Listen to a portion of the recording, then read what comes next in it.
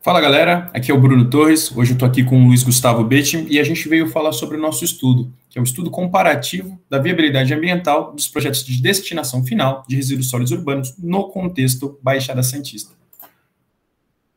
Bom, essa pesquisa ela foi composta por mim, pelo Luiz Gustavo e pelo professor Fernando Martins, que foi o nosso orientador. Bom, para entender a contextualização e a problemática, a gente começa dizendo que o nosso estudo está dentro de um dos 4 braços do saneamento básico, que é a gestão de resíduos sólidos. E essa temática ela vem sendo debatida em escala internacional porque ela está inserida dentro de uma dos 17 Objetivos de Desenvolvimento Sustentável titulados pela ONU. E no Brasil, essa temática ela se desenvolve a partir da Política Nacional de Resíduos Sólidos, né? E mesmo após 10 anos da criação da Política Nacional de Resíduos Sólidos, a gente vê que existem diversas lacunas que precisam ser resolvidas, né? E essas lacunas, essas fragilidades, elas se concentram principalmente na escala municipal. E dentro do contexto da Baixada Santista não é diferente, né? Como muito bem contextualizado pelo Bruno, né? A pergunta que esse estudo busca responder é exatamente essa: qual dos projetos que estão sendo pautados para a solução emergente de gestão de resíduos sólidos que apresenta melhor viabilidade ambiental especificamente? Tendo como base, né, o estudo teve como base a principal variável, o CO2 equivalente emitido por cada uma dessas soluções. Foi uma pesquisa que focou exatamente na questão da emissão de gás de efeito estufa, né? O objetivo do projeto é analisar as principais soluções de gerenciamento e avaliar qual a solução mais adequada de acordo com o contexto regional que a gente tem aqui. A área, né, o objeto de estudo é a Baixada Santista. As soluções pensadas na Baixada Santista, elas precisam ser de forma integrada, porque até mesmo o aterro, que o Bruno comentou, que é o primeiro projeto, que é a expansão do aterro, ele recebe resíduo de 7 cidades da Baixada Santista. Então, é uma solução que integra a destinação de resíduos de diversas cidades, e qualquer solução pensada nesse contexto precisa atender essas demandas. O segundo projeto que está emergente, que está uma discussão bastante aflorada na região, é a questão da unidade de recuperação de energia, que é a usina de incineração de resíduos sólidos através do processo de mass burning. E essa usina ela prevê a geração de cerca de 50 megawatts de energia elétrica como contrapartida também. Então está sendo bem vista, principalmente pela gestão da região e das cidades, devido até à geração de energia. E o projeto 3 é o transbordo desse resíduo para outra localidade, que seria em Mauá, que aí vai dispor esse resíduo da forma com que eles têm a gestão e tratamento de resíduo deles. Bom, e sobre a nossa metodologia, tendo como base o horizonte de projeto 2030, as estimativas de balanço total de emissão de CO2 equivalente, elas foram desenvolvidas para cada um dos 3 projetos com base em 4 blocos de cálculos, né? Então, o bloco A e B relacionados à emissão rodoviária e o bloco C e D relacionados à emissão de operação.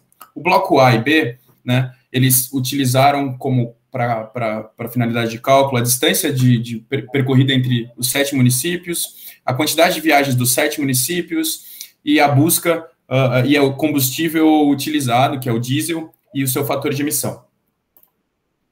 A metodologia C, que diz respeito às estimativas do aterro sanitário, a gente usou o Programa Brasileiro GHG Protocol, que é uma calculadora que, para ela consiga estimar a emissão futura, ela precisa ser alimentada por alguns dados, né? Então, a gente alimentou ela com a geração histórica, que é uma relação entre os dados do CNIS e os dados de projeção populacional. A gente também utilizou a temperatura média dos municípios, a precipitação anual e a gravimetria a composição gravimétrica dos resíduos sólidos urbanos e o tipo de aterro.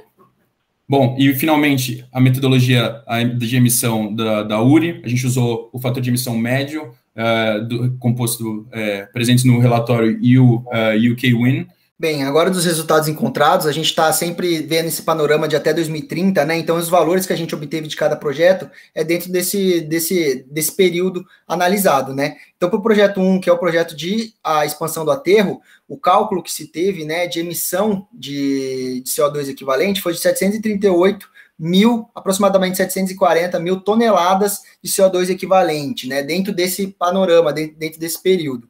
Enquanto para o projeto 2, a gente teve 2.811 toneladas de CO2 equivalentes, um valor muito mais alto. E no projeto 3, foi bem parecido, né, com o projeto 2, porém, a emissão rodoviária desse transbordo entre Santos e Mauá, ela contabiliza e ela aumenta, chegando a quase 3 milhões de toneladas de CO2 equivalentes emitidos dentro desse panorama de projeto.